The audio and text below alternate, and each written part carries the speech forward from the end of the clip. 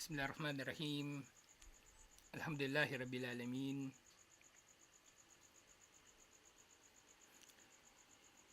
Salatu wassalamu ala asyrafil anbiya wal mursalin. Nabiyina Muhammadin wa ala alihi wa sahbihi ajma'in. Assalamualaikum warahmatullahi wabarakatuh. Sa inisyal sira, huli nating natalakay na yung mga sahaba at si Propeta Muhammad sallallahu alaihi wasallam lalong-lalo na alam nila yung mabigat nilang pananagutan sa pagtataguyod ng relihiyon na ito. Kaya ngayong mga sahaba, sila may tuturing na pinakamainam na mga tao kasi sila yung pinili ni Allah na maging kasama ni Propeta Muhammad sallallahu alaihi wasallam para mapagtagumpay ang da'wa. Ang mga sahaba ang pinili. Kumbaga hindi tayo. Kumbaga kahit anong taas ng tingin ng tao sa sarili niya o sa sino man, kumbaga na yung matuwid siya o marami siyang ambag sa Islam, hindi tayo kailanman magiging comparable sa mga sahaba. Yan, meron pang hadith na yung kahit kung meron man sa atin yung makakapagsadaka ng ginto na kasi laki ng Uhud, laki ng ng Uhud. Napunta ka na ba Madina, Ahmad? Nung nasa Saudi ka, nakapunta kayo Madina sa center, di ba? Napuntahan niya yung Uhud. Di mo, laki-laki nun. Kung meron daw ganung kalaking ginto na isasadaka ng sino man sa atin ngayon, hindi niya matutumbasan yung isang dakot na sadaka ng sino man sa mga sahaba. Kahit yung pinakamababa, kumbaga sa kanila. So, ganun kahalaga yung mga sahaba para kay Allah at kay Propeta Muhammad sallallahu alaihi wasallam. Kaya mabigat din yung kanilang pinagdaanan. Yan nga, kabilang doon sa mga nagpapatatag sa kanila yung mga aya sa Quran na katulad nito yung na dito tayo natigil yung nakaraan. Suratul Baqarah verse 215. Am hasibtum an tadkhulul jannata wa lamma ya'tikum mathalul ladina khalaw min qablikum. Inakala ba ninyo na papasok kayo sa paraiso ng basta-basta lang nang hindi dumarating sa inyo ang katulad ng dumating sa mga nauna sa inyo? At ang dumating sa kanila na tinutukoy ni Allah, masathumul ba'sa'u wad-dharra. Dinatnan sila ng paghihirap at ng kahirapan. Ibig sabihin, naging pulubi talaga sila halos. Wazulzilu, at sila ay niyanig ng iba't ibang mga pagyanig, hindi lang yung physical na yanig na lindol, maging pagyanig sa kanilang mga damdamin, kanilang mga puso, kanilang mga isip. Yaqulur rasulu walladhina amanu ma'ahu mata nasrullah. Sa sobrang tindi ng pagsubok na ito, sinasabi ng sugo at ang mga mananampalataya na kasama ng sugo, kailan darating ang tulong ni Allah. So kahit yung mga nauna, sina Musa alayhis salam, Isa alayhis salam, dumating sa kanila yung mga ganitong pagsubok at na-realize ito ng mga sahaba, maaga pa lang. Kaya naging matatag sila. Pero nga nangako si Allah sa kanila, ala inna nasrullahi qarib. Tunay na, bagkus, tunay na ang tulong ni Allah ay malapit na. Actually, kung dito nga sa mundo, kung ihambing sa kabilang buhay, lahat malapit na lang sandali na lang kumbaga. Bawa yung tulong ni Allah sa atin, darating pagkatapos ng 10 taon. 10 taon pa darating, halimbawa, di ba? Pero tutusin, malapit na yun Kung ihambing sa kabilang buhay, may ikling panahon ng 10 taon kung ihambing sa kabilang buhay. Tulong ni Allah, pagtitiisan lang natin 10 taon, tas darating ang tulong ni Allah. Yung mga nangaapi sa atin, aapihin nila tayo ng 10 taon. Pero pagtapos sa 10 taon na yun, mamatay sila, o di parurusahan na sila ni Allah. At tayo inshallah ay magkakamit ng gantimpala ng ating mga pinagsumikapan. Yun ang pinagkaiba, isa sa mga pinagkaiba ng mananampalataya sa hindi mananampalataya. Yung pinagsusumikapan natin, hinahangad natin mula kay Allah yung gantimpala nito. Pero sila yung pinagsusumikapan nila, yung mga nangaapi sa mga Muslim, wala silang mapapala doon na kahit na ano mula kay Allah. Liban na lang sa parusa at galit ni Allah.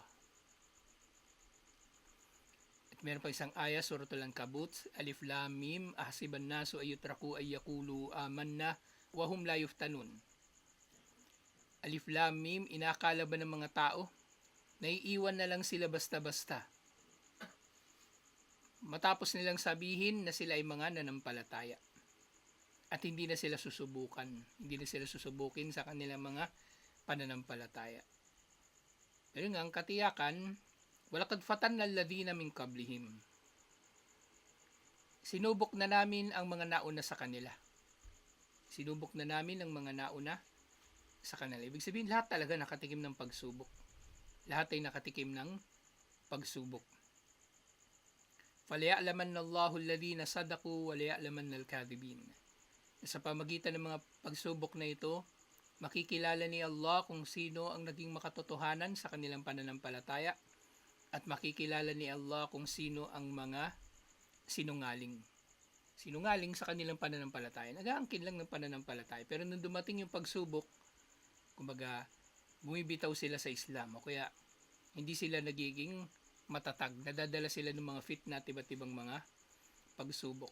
Parang halimbawa nga, nangyari sa mga sahaba, nung pagkahati ng buwan, nangyari talaga na meron daw mga nag-Muslim, ay hindi pala pagkahati ng buwan, yung Al-Isra wal Mi'raj. Pagkatapos ng Al-Isra wal Mi'raj, may mga nagmurtad daw.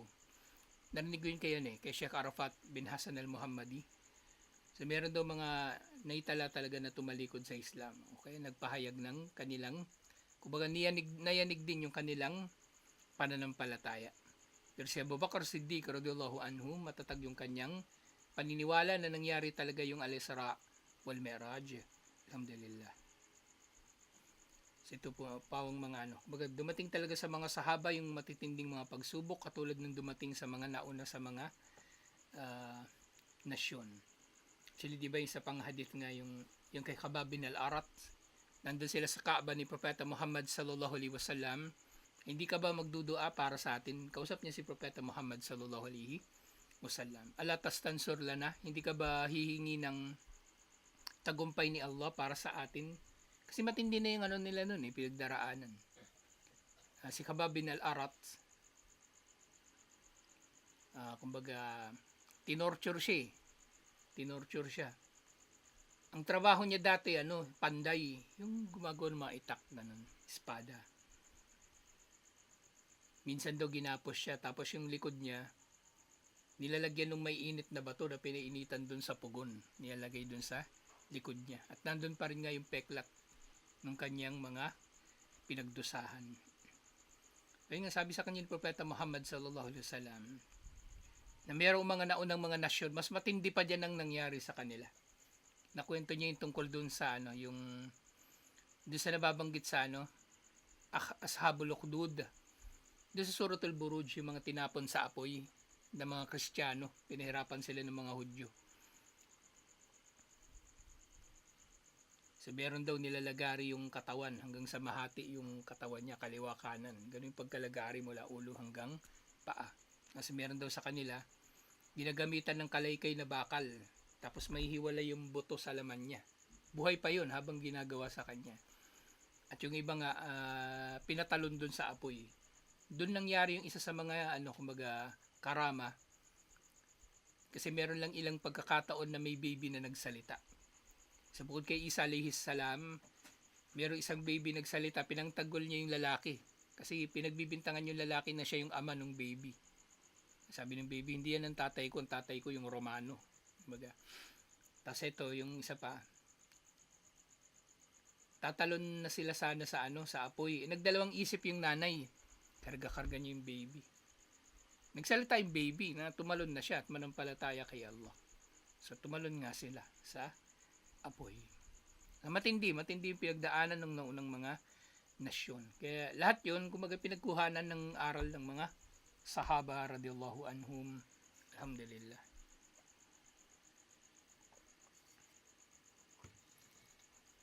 Na kabilang sa mga nagpatatag sa mga sahaba.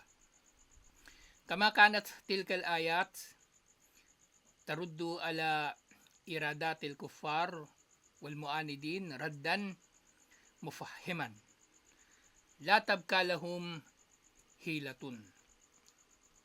Ito mga aya na ito, sa bukod sa nagpapatatag sa mga sahaba, ito ay tumutugon din sa mga hindi mananampalataya at sa mga matitigas ang ulo sa pamagitan ng kumbaga matibay at matalinong pagtugon. Sa mga aya dumarating Hindi lamang para patatagin yung mga sahaba. Si Propeta Muhammad sallallahu alaihi wasallam, syempre, ang marami sa mga aya ay kumbaga nagtuturo sa mga mananampalataya kung paanong tutugon sa kuffar. Halimbawa, 'di ba yung Suratul Kafirun, sa tugon yun ni Propeta Muhammad sallallahu alaihi wasallam sa kuffar. So kapag merong usapin, halimbawa, sapat na nabasahin ng mga sahaba yung mga aya ng Quran para tugunin yung kuffar. So, kahit ngayon, hindi natin kailangan ng Biblia. Nahumaling na lang talaga yung mga tao sa Biblia. Walang pangangailangan sa Biblia. Yun na nangyari. Yung mga tao, puro Biblia. Yan, napabayaan nila ang Quran. Sige, nagbibigay ng matalinong tugon ng Quran hanggang sa mga kuffar. Wala na sila talaga maisagot sa mga Muslim at kumbaga galit na lang yung kanilang nagiging tugon. Thumma tuhdirhum maratan an awakibi mukhima. At syempre sa ilang mga pagkakataon, nagbababala din ng Quran sa kuffar tungkol sa mga masasamang kahihinatnan ng kanilang mga kawalang pananampalataya. Kung sila man ay magpapatuloy sa kanilang kawalang pananampalataya. Kasi meron din mga kuffar na tinablan, di ba? Ng mga aya ng Quran, nagbo-Muslim kalaunan. Si Omar, lalong-lalo na, si Hamza. At ang mga aya ng Quran nito, tawjihu hatta yansarifu amma hum fihi minad-dalalil mubin. So, meron namang mga tinatablan sa kuffar na, kumbaga, dahil dito, iniiwan nila ang kanilang malinaw na pagkaligaw. Alhamdulillah. So, sa mga panahon na yun na nagdadawa si Propeta Muhammad sallallahu alaihi wasallam, so maraming kuffar ang nagmuslim din gamit ang Quran at ito yung nagiging dahilan, alhamdulillah, na naiintindihan nila yung Quran na ito ay direktang nangungusap at matalinong nangungusap sa kanila, alhamdulillah. Wakana al-Quranu yasirun bil muslimina fi alimin akhar. Wakana al-Quranu yasiru bil muslimina fi alamin akhar. Ang Quran din ay nagdadala raw sa mga Muslim sa iba pang daigdig. Kumbaga, nakikita ng mga Muslim yung mas malawak na pananaw sa mga bagay-bagay. At yung iba pang daigdig na tinutukoy dito, sa literal na nauunawaan ng mga Muslim yung iba pang mga nangyayari, kahit al-ghaib, dahil sa mga aya ng Quran. Ito yung dahilan kung bakit binanggit dito na dinadala ng Quran ng mga Muslim sa iba pang daigdig. So kahit halimbawa, di ba, sa kabilang buhay, ibang daigdig na may tuturing. Pero kapag narinig natin yung mga aya ng Quran at ganyan din yung mga sahaba radhiyallahu anhum, parang nandun na rin sila eh. So parang nakarating na rin sila sa ibang daigdig, alhamdulillah. Wa yubsiruhum min masyahidil kauni wa jamalir rububiyyah. Jamal Rububiyah. So pinapakita ron ng Quran ang iba't ibang mga tanawin o mga tagpo sa mga nilikha. Lalong-lalo na yung mga bagay-bagay na hindi napagtatanto ng tao. At lalong-lalo na hindi niya naman nakikita. Kasi lagay natin uli ito sa konteksto. Yung mga sahaba nung binabasa nila yung Quran, madalas silang mabasa doon syempre yung tungkol sa di ba? Mga ilog, mga taniman, disyerto yung lugar nila eh. So doon talaga, kumbaga mamamangha sila sa pagkakalarawan sa paraiso na ito ay katulad na kung ano mang hinahangad nila. Kasi doon kung ang paraiso ay nilarawan na maraming tubig at maraming halaman, mas gugustuhin nga nila yun kaysa doon sa lugar nila sa mundo na disyerto, walang tubig at walang halaman. At ang mga aya rin na ito ay nagpapakita ng kagandahan o kainaman ng pagiging Panginoon ni Allah subhanahu wa ta'ala. Na meron siyang kumpletong kapangyarihan na likhain ang iba't ibang mga gusto niyang likhain. Na doon sa Makkah at Madina, halimbawa, lumikha siya doon ng mga disyerto. Pero nalalaman natin na sa iba pang mga lugar, doon sa Arabian Peninsula, hindi naman disyerto. Halimbawa, lugar ni na Abu Hurairah, hindi naman disyerto. At nalaman natin yung mga, kumbaga, yung tungkol sa mga yun, sa pag-aaral din ng talambuhay ng mga sahaba. Alhamdulillah. So, ang Quran, ipinapakita ng Quran sa mga sahaba, yung iba't ibang mga tagpo sa mga nilikha ni Allah, kahit hindi pa nila ito nasasaksihan. O iba't ibang mga nilikha ni Allah. At yung kagandahan ng pagkapanginoon ni Allah, wa kamalul uluhiyah, at ang pagiging perpekto ng pagiging Diyos ni Allah. Wa atharur rahmah war ra'fah. At nakikita ng mga sahaba sa pamagitan ng Quran ang epekto ng habag at kabaitan, kabutihan ni Allah subhanahu wa ta'ala sa kanyang mga nilikha. Wa tajalliyatil ridwan, ma yuhannuna ilayhi haninan la yaqumu lahu ay uqba. So mula dito sa mga nababanggit sa Quran, dinadala ng Quran yung mga sahaba at yung mga Muslim sa pangkalahatan sa ibang daigdig, na nakikita nila rito yung iba't ibang mga tanawin sa buong sansinukob sa lahat ng mga nilikha. At hindi nakikita nila ang kagandahan ng pagkapanginoon ni Allah, pagiging perpekto ng kanyang pagiging Diyos, at ang epekto ng habag at kabutihan ni Allah sa kanyang mga nilikha. At yun din ang iba't ibang mga tagpo ng, kumbaga, pagpapakita ni Allah ng kanyang kaluguran sa sino mang, kumbaga, sumasamba sa kanya at sumusunod sa kanya. Na dahil dito, yung mga sahaba, hinahangad nila yung mga gusto nilang mahangad kay Allah, kaya sila ay nagsisikap ng matinding pagsisikap. Alhamdulillah. So ganito yung mga sahaba radiyallahu anhum. Mahalaga sa kanila ang kaluguran ni Allah. Kaya kung yung Muslim na naghahangad ng kaluguran ni Allah, magsisikap siya sa kabutihan. Pero kung yung tao walang pakialam kung nalulugod ba sa kanya si Allah o hindi, gagawa lang yun ang gagawa ng gusto niyang gawin. Nang mahalaga, nalulugod siya sa ginagawa niya kahit masama. Kaya napakahalaga talaga ng gabay. Kasi minsan, o madalas, hindi nga talaga makikita ng tao ang gabay o masusumpungan ng tao ang gabay. Hindi masusumpungan ng tao ang gabay o hindi niya malalaman kung anong mabuti sa masama kung hindi siya tatahak sa gabay ni Allah. Bawa niya yung kufar, diba? Gagawa lang niya ng gagawa ng kung ano mang magpapasaya sa kanila. Ganun na rin ang Muslim na ligaw. Kung masaya sila, nakita sila ng kasiyahan sa pamiminsala sa mga tao, gagawin nga nila yun. Habang nag-aakala na gumagawa sila ng mabuti o meron silang karapatan sa kanilang mga ginagawa. Magdudua pa yun, nakataas ang kamay o ano pa man. Diba? Drama na lang. Pero paniwalang-paniwala sila na minamahal sila ni Allah sa kabila ng kanilang mga ginagawa. Makanat fi tayyi hadhihi al-ayat khatabat lil muslimin. Siyempre naririto rin sa mga aya ng Quran ang mga pananalita na kinakausap ni Allah direkta ang mga Muslim. Halimbawa dito yung aya do Surah At-Tawbah verse 21, yubashshiruhum rabbuhum birahmatin minhu wa ridwan.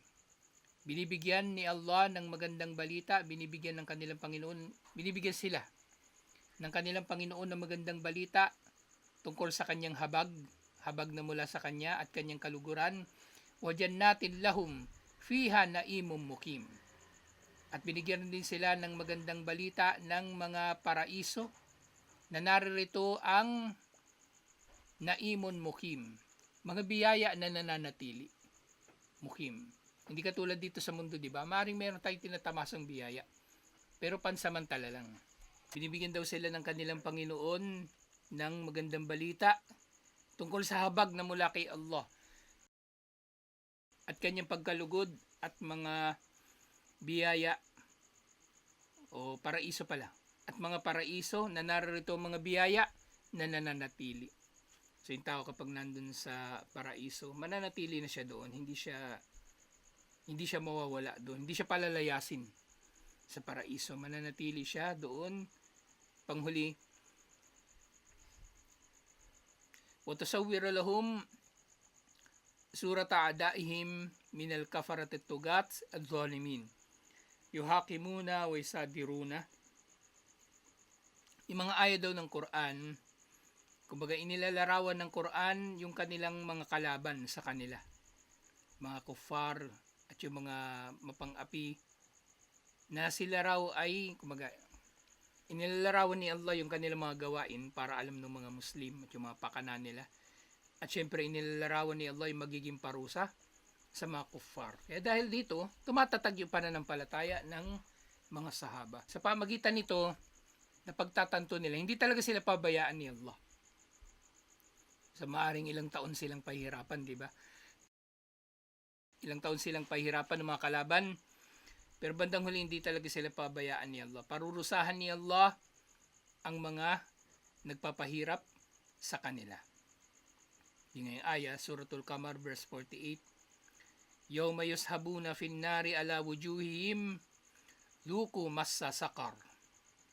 Yung araw daw ng paghukom, ito na yung araw yung kapag hinatulan na sila. Hihilain sila papasok sa impyerno. Hihilain sila papasok sa impyerno, pero yung mga mukha nila nakasayad sa lupa. Naisip niyo yun, kumbaga hihilain sila maaring sa paa. Yung paa nila yung hihilain. Tapos nakasayad yung mukha nila sa lupa at itatapon sila sa impyerno. Itatapon sila sa impyerno. Habang ginagawa sa kanila ito, sasabihin sa kanila, tikman ninyo ang haplos ng impyerno. Duku masasakar. No, nakakatakot, di ba, yung pangyayari. So, hahatakan sila.